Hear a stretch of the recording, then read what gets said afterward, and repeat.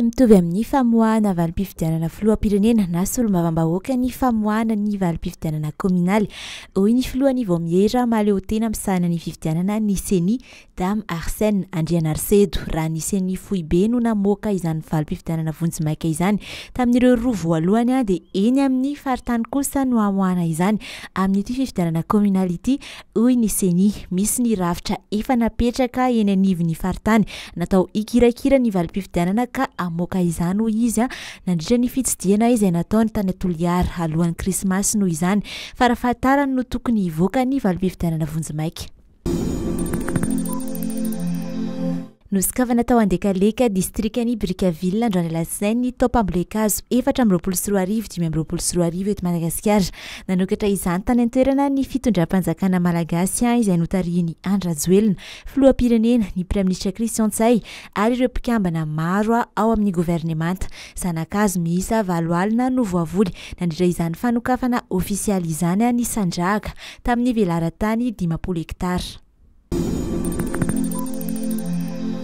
Nivoaka tamin'ny fomba ofisialy ny sabotsy lasa teo tetsy amin'ny sekoly ambony polisy-pirenena Enivato ireo manambonahitra commissaire de police miisa 30 mianada sy officier de police miisa 10 mianada avy amin'ny andiany manampy nandritra ny lanonana ofisialy no natao ny fametrahana galona sy fianiana ireto manambonahitra polisy vaovao izay nianatra nandritra ny rotaona ireto. Nanome voninahitra ny lanonana ny Praiministra lehiben'ny governemanta Tsay Christian notrony ministra ny filaminam-bahoaka ny contrôleur général de police Rakotoarimanana Herilala sy ireo mpikambana sasasasany ao amin'ny governemanta niaraka tamin'ireo olomboatendry sy olomboafidy ary ireo tompon'andraikitra ambony maro sivily sy miaramila.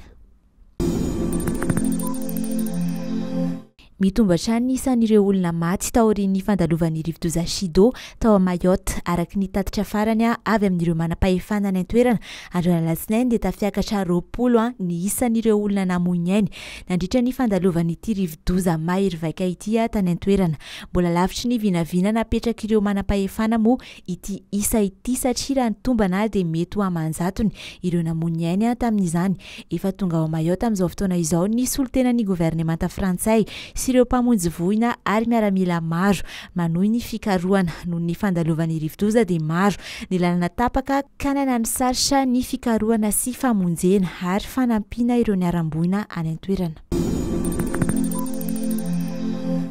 Any Marrakech, Maroc amin'izao fotoana izao i Alfred Randriamanampisoa filohan'ny Federasiona Malagasy ny baolina kitra manatrika ny fivorian'ny komity mpanantanteraka sy ireo filohan'ny Federasiona mpikambana miisa 410 ao amin'ny Confédération africaine ny baolina kitra na ny CAF. Araka ny vaovao nampitain'ny CAF anisan'ny tanjony ity fivorian'ny komity mpanantanteraka izay tarihiny Patrice Motsepe filohan'ny CAF ity ny andiniana indrindra ny fandaharam-potoanan'ny CAF ho an'ny taona 2024 sy ireo teboka maro hafa ihany koa. Aorian'izay dia hisy fivoriana iraisan'ireo filohan'ny Federasiona mpikambana miisa 410 ao amin'ny CAF ny mpikambana ao amin'ny komity mpanantanteraka ary ny filohan'ny CAF.